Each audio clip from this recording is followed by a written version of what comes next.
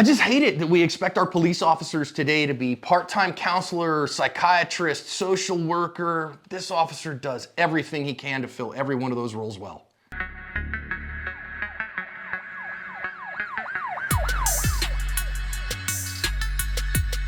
Hi friends, welcome to today's badge cam lesson here at Active Self Protection.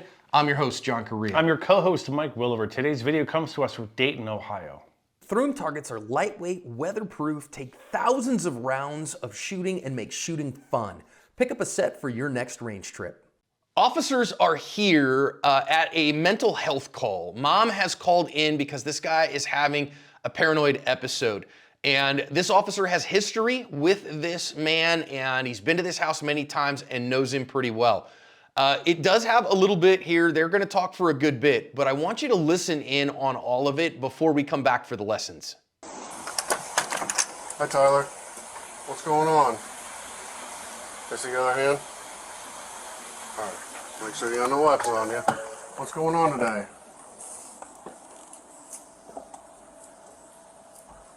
Not feeling it? Are you off your meds? Mm-hmm. We've talked before, remember? You recognize me? Mm-hmm. No, not at all? You used to have braids, didn't you? Mm-hmm. No? Yeah, you used to have. Yeah. They weren't braids, though. What's going on today? Here, you sit down. You want to sit down? Do you want me to talk to Mom? I mean, I'm gonna put it in layman terms. What, you about to take me to jail for or something? I'm not taking you to jail at all. What's up? I'm just trying to figure out. Why are we here? I don't know what to tell you. Yeah, you do. I mean, Something's wrong. I can tell. I can look in your face and tell you something's wrong. it is. I know. But at the same time, it's not what you think either. Are you feeling like homicidal, suicidal? I don't know how I'm feeling right now. Okay. Well, that's why I'm here to talk to you. I'm telling you, I know. I'm just saying. Right now, please, 'cause I don't know what she just called you for, and I ain't really do nothing to her. Do you want me to ask Mom? What's going on, Mom? She's saying I don't know. He's delusional. Okay. He is delusional. And you have a history of that. No, I don't. No, I don't. He's a delusional. No. He had walked to the store and came back and just started banging on the house. Just banging on the house. Okay. And I'm like, you gotta get help. Why were you banging on the house? Cause she got some like little home invasion and stuff going on, and they probably quiet and you can't hear them all the way. That's So what you it think is. there's someone in the house? I mean, they quiet right now. Yes, there's Okay. somebody in this house. Okay. Yes, it is, and it's not just me. It's a home invasion for Do real. you want us to look? I mean, you're gonna have to go through the attic or something. So you're hearing people in the attic? It's about everywhere, and I'm Okay. not playing no more. Okay. Okay. So I'm just telling you what it is. It's a home invasion. Okay. So that's what it is, and it's not me. You're scared because you hear people in your house. Okay, yeah. I understand that. Yeah, that's 100% what it is. Okay. Does your mom hear those people? Oh, she definitely doesn't act slow. What So if she whoever doesn't? else acting slow, no, I'm not playing. I'm sorry. I see you grabbing that. Is it me or them? They have a home invasion up in here, Okay. and I'm not playing. Okay. Do you have a healthcare worker that you usually talk to? This ain't about healthcare. It's a home invasion. I It's all the way that. different. I- It's all the way different. This ain't healthcare. It's home invasion. Nothing right now. No, nothing. Relax for a second. Aren't But it's you home aren't you invasion. diagnosed with paranoid Oh, schizophrenia? this ain't paranoid. He got all kind of diagnoses. Yeah. But Like I said, I've talked to you many times. I don't know how you don't recognize me. Maybe it's the beard. I don't know. I grew a beard. I'm just saying on who started on who on what. That's all I'm telling you. And you and I have always been... If we've Cool. been cool cordial, then you should understand. When I say it's a home invasion up in this house, then I that's do what it understand. be. Safety is the key. Safety is It the key is. word. I don't feel safe with you anymore. Oh, but you feel safe with these people home invading your house. Okay.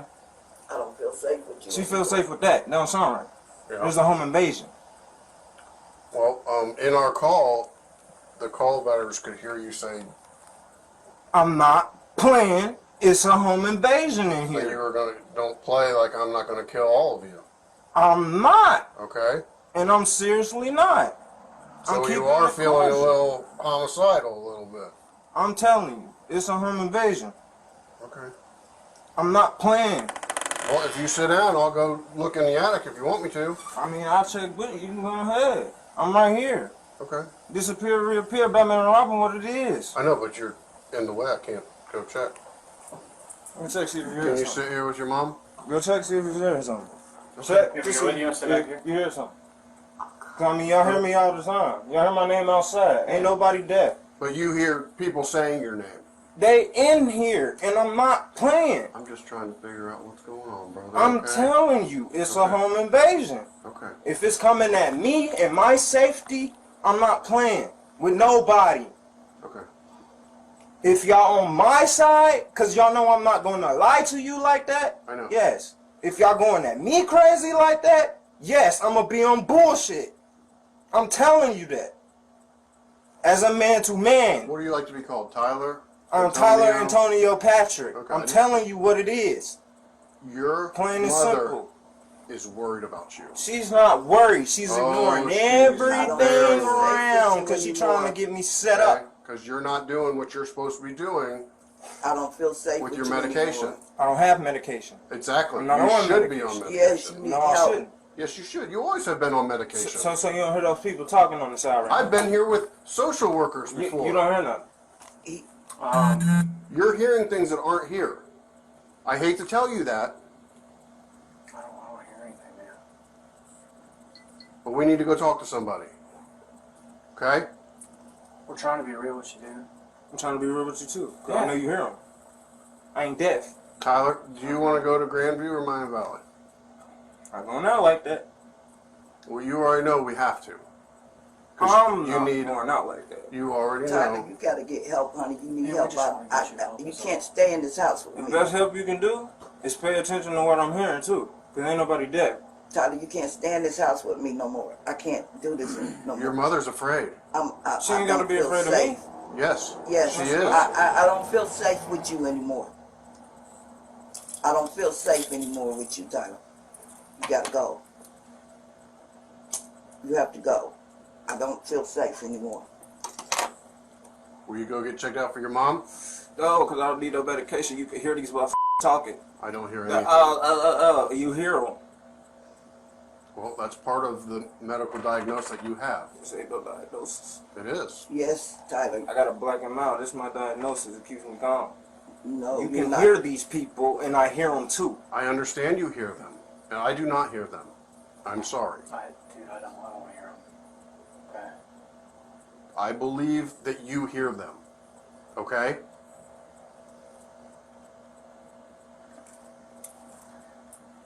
But we want to take you to the hospital to get you the help that you need. Okay? You gotta get help, Tyler. You can't. I can't. You can't stay in here with me no more. I don't feel safe with you. I don't trust you anymore. I don't trust you anymore. You gotta get some help.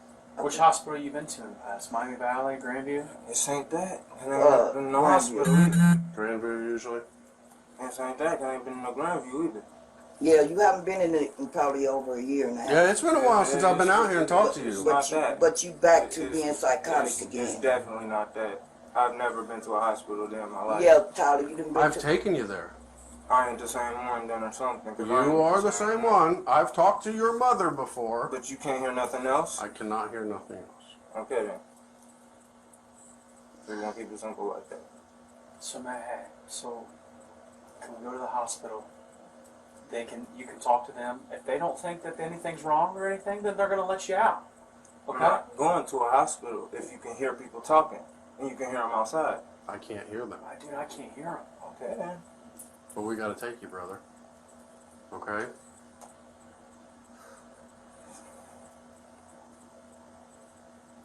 If You need your help, mom's Tyler. scared, You then need help, Tyler. I can't do it no more. How long have you been living here with your mom? It'll be a year in It's not December. about to go the same way. It'll be a year in December. You gotta get help. 333 dispatch, can you start another crew? Not on a hurry up.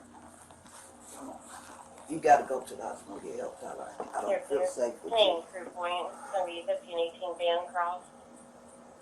You gotta Come on, dude. You gotta get Let's the just, help. come on. You gotta get the help, Tyler. Okay, thank you. You need Your help. mom wants to help, dude. We want to help you, okay? You need the help. Cause you paranoid. You hearing things that's not there, Come on, man. and you starting to tear my house back up again. You gotta go. Supposed to be here to help your mom out, right? See, I'm not. Cause you hear it. You in your head again. Remember how you talked about your head? How can you not? I mean, you look in that direction. You know you hear that. You know it's a female talking. No, I'm just You looking can at my hear phone her. right here, dude. You acting dumb. I don't Come on now. hear anything. Come on now, y'all. I ain't that disrespectful. You can hear somebody. That's me talking. No, you wasn't even. Okay. That was me talking. So your mom doesn't hear it. I don't hear it. He doesn't hear it, but you hear it. And I believe that you hear it. Okay? I know that you hear it. It's back in your head again. And it's frightening now. It's scary. I don't feel safe with you. All right? Can we go to Grandview, get checked I'm out? not going to Grandview. You gotta go. We have to go. I'm not going to Grandview. I know. If you can hear this female talking in the walls. I can't hear her. Hear him, man. Okay. What if I walk out the room? Would do a stop? You can walk outside, please.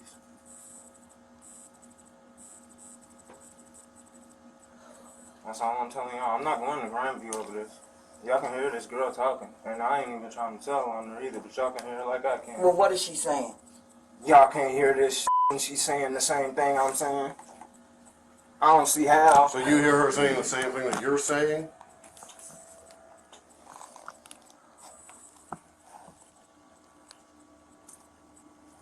Do you hear how that sounds a little weird? Okay?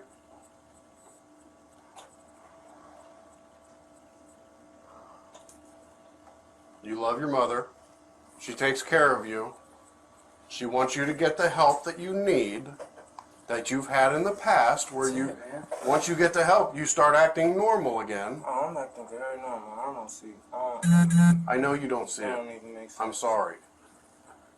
Okay? So I thought you said you was gonna check something. You just said you was gonna check, and they literally talking to you like y'all. If you hear them now and I don't hear them, then I have nothing to check. If you hear them right now and I can't hear them, I have nothing to check. Okay? Now we've moved forward to we need to get you some help. Okay?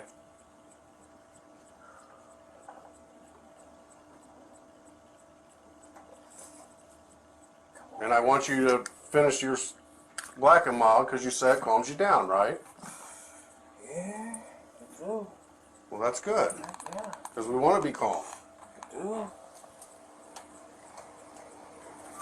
That's just the wind. It's very windy today. But you can hear that. Can't hear a person talking. Now we all ain't deaf. I know. We all ain't deaf.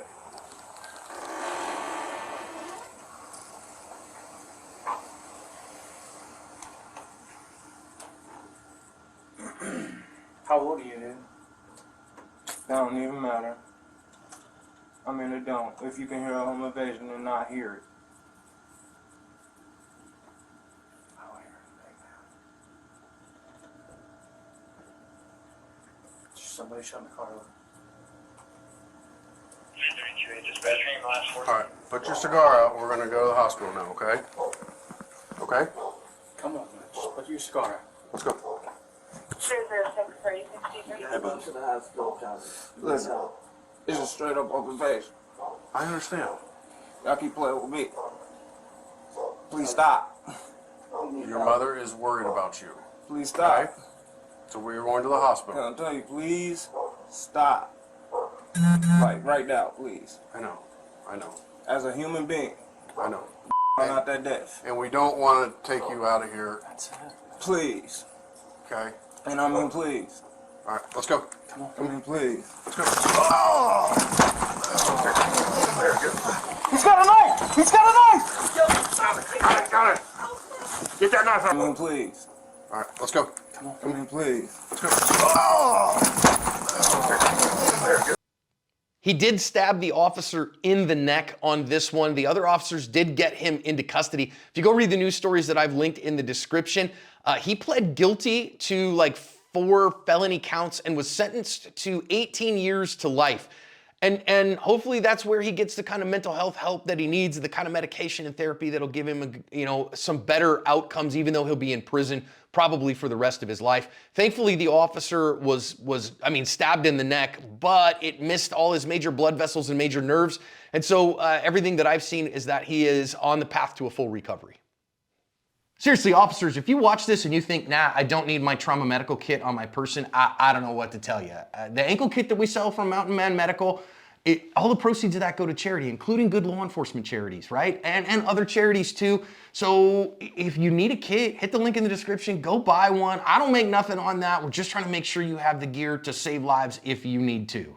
For the sake of time, he comes in to kind of talk to the guy, I just want to say at the start, I really think this officer did a pretty incredible job of talking to him, of being respectful to him, of building rapport, reminding him who he was, and really doing that crisis intervention mode of police work. The only thing I would say, of course, is he asked him to see his hands, and we never see his left hand here. That's a problem. We'll talk about that in a little bit. But I really do think he was pretty excellent at conversing with this guy and not forcing the action. Yeah, I agree 100% on that, John. I think you did a commendable job. You and I, in real time, just got done doing a first watch for the app on a suicide case where the officer made no meaningful attempt to make contact with the person who was in crisis. In this case, it's quite the opposite. So yeah, commendable on his part. One thing I'll say here is, if on any call, really, not even just a call like this, but on any call, if you can get someone out of their house and out front of their house, I much prefer that to entering their house, because you don't know who or what's in there, what stage, what sort of weapons they might have, a gun under the sofa cushion or whatever.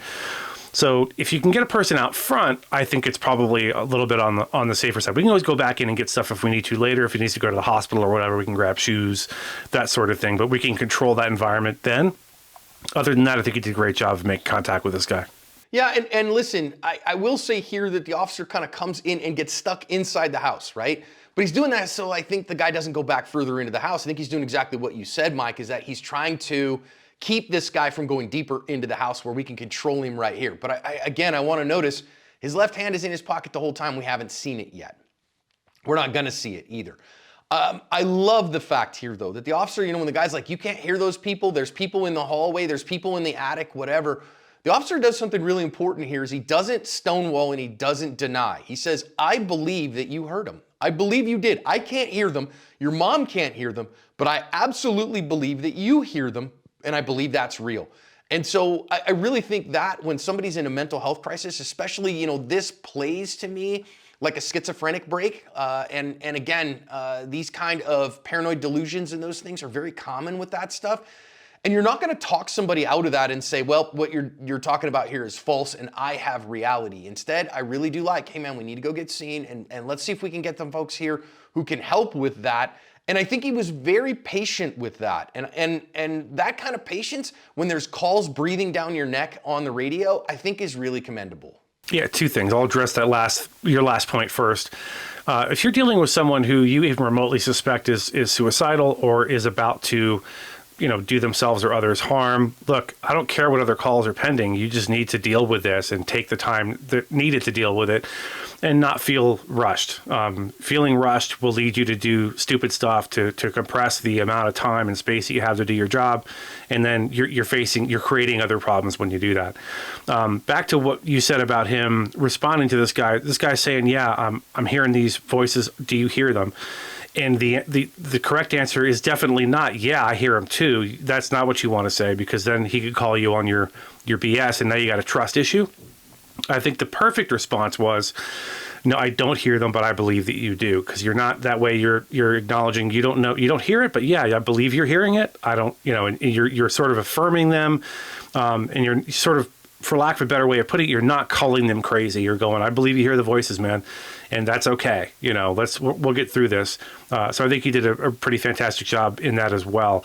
Again, the positioning, I don't like I understand what he's trying to do here. I'm almost certain his positioning is intentional, and that is, as you said, John, to keep him from going deeper into the house. But I don't love it. I'd rather just get him out front, out in the open, get him away from mom or whoever that is sitting down, and deal with him outside. But that didn't happen here. And I do love that both the officers here have a very calm demeanor. They have a very, open posture. They're not aggravating or escalating the circumstances. And I really feel like that's amazing. Now, of course, he's going to kind of say, okay, man, we're going to have to go. Mom has said, no, you got to go. You got to get to the hospital. So we're going to do that. But now's where really the challenge comes in, Mike, that they never cleared that left hand. And he asked him at the beginning, can I see your hands, please? And now his hand is back in that pocket. Well, listen, if you're going to let him have the hand in the pocket, and that might be the thing, because I don't want to force that. I don't have, influenced behavior there. You got to maintain a little bit of distance. Of course, Mike, I don't know, if you're like, hey, I got to put hands on this guy to get him in cuffs, to get him to the hospital. But I haven't seen his left hand, and man, sometimes you've got competing priorities here, and you got to choose. If that's the case, you got to recognize that hand in the pocket is where the threat is coming from. Yeah, the hand in the pocket, the first time I watched this made me extremely nervous. Before I knew he had a knife in that hand, it made me nervous that it was concealed. I couldn't see what he was doing with it or what he had in that hand. In this case, I'd much rather see this officer with a cool haircut behind him. I would have much rather seen that officer come in and just lock, grab both wrists forcefully and just lock him in place and just hold him there. If I have your hands behind your back in that position and I have both control of both of your wrists, you don't have this, nobody has the strength to get out of that and pull their hands in front of them at that point. I'd much rather see him control those wrists, in which case he would have seen the knife. I mean, if the knife came out with his hand, and then just put cuffs on him. And, you can apologize later for coming in on him like that, coming in a little heavy. But standing in front of him this closely, it looks like he's maybe dropped his FI position a little bit and frankly, literally and figuratively let his guard down. I would have preferred to see the partner behind him just handle that, maybe even have a cue with partners you work with a lot. We had one when I worked in San Diego. We had a certain thing that we would say to indicate to all the other officers present that arrest is imminent or detention is imminent, cuffing is imminent. So having something like that ready is great. If you can do it, do it. And that way you communicate with your partners, okay, it's time to cuff this guy up without letting the guy know that's about to happen. Now, I'm going to guess here, Mike, as the stabbing has happened and now our second officer just tackles the guy.